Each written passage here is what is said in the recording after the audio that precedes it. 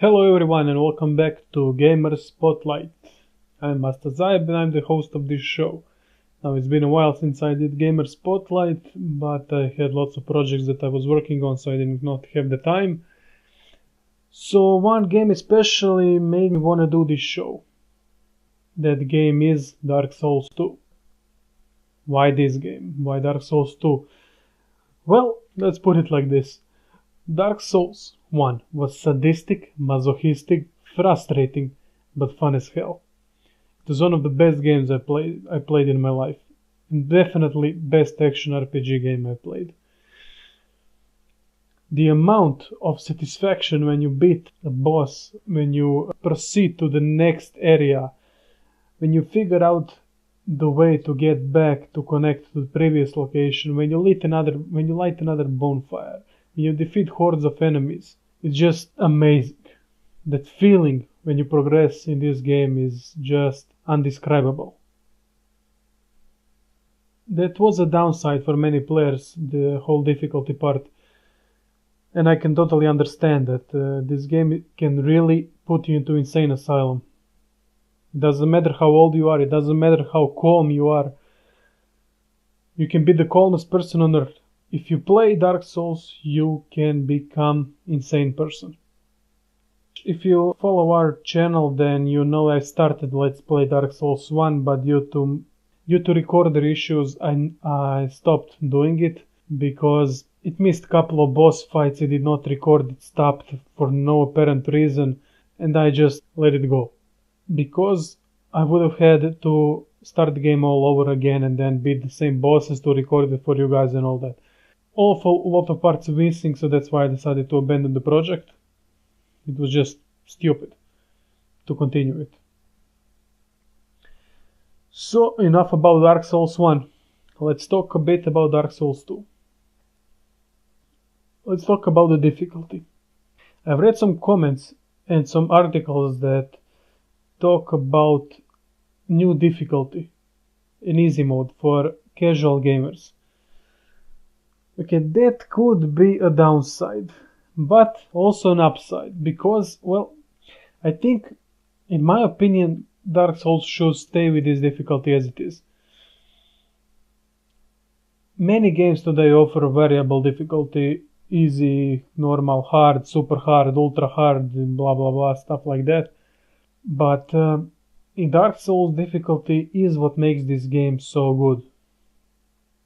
It loses its appeal the second it implements easy mode. Now don't get me wrong, I can understand the casual person who wants to try this game without frustrations and all that, but it will kill off the fun, trust me. I had so much fun playing Dark Souls 1 just because of that progression. And if they implement easy mode, then it won't be as much as fun anymore. At least that's my opinion. Second thing is that most games today are made casual. They are made for masses. This is one of the rare games that actually has a great budget built into it.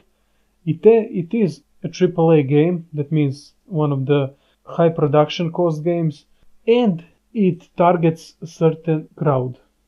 It is not for everyone. That is something that is very rare in today's video games industry.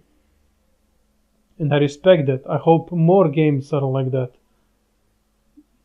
I simply want to see more games that are not dumbed down for everyone, just so they can enjoy it a bit, play it a couple of hours. There should be games like Dark Souls, and if they lose what makes it so good, the difficulty, the progression, the frustration, but at the same time so fun to play, to keep you on the edge of your seat constantly, it means probably for me complete loss of faith in gaming industry. I mean, I'm close to it already, but the type of games like Dark Souls keeps my faith going in something at least. In the video of Dark Souls 2, we can see a couple of things. Well, most of it seems the same as in Dark Souls. You have bonfires to light, you have similar looking enemies. There are also a couple of really interesting things. For example, when you can choose whether you want to fight or not that big guy in the cell, that Cyclops or whatever. It shows you probably what will be one of the most frustrating areas in the game, when that carriage runs over you and instant kills you. It also shows some of the other stuff, like crossing the phenomenal bridge. I mean, check out the scenery for that. I mean, that castle, that bridge, it's just fucking amazing.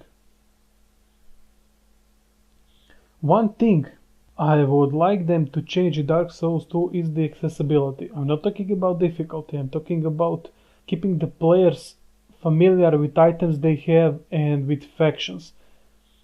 Problem was in Dark Souls that when I started to play it for first time on Xbox, I was like half of the time, what the fuck is this item for? Who are these factions? What happens if I join them? What happens if I do not join them? What happens? What are the benefits? What are the downsides? You're absolutely in the dark for most of that stuff, and that was for me the biggest problem in Dark Souls.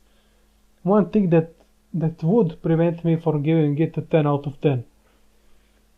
It can be a huge problem. I mean, thankfully to Google and Wiki and good gamers that put a lot of work into giving us, the casual ones, information about Dark Souls, made it easy for us. That should not be task for gamers, that should be task for developers to make you have the necessary information about it. So if they manage to implement that, I mean, Dark Souls 2 will be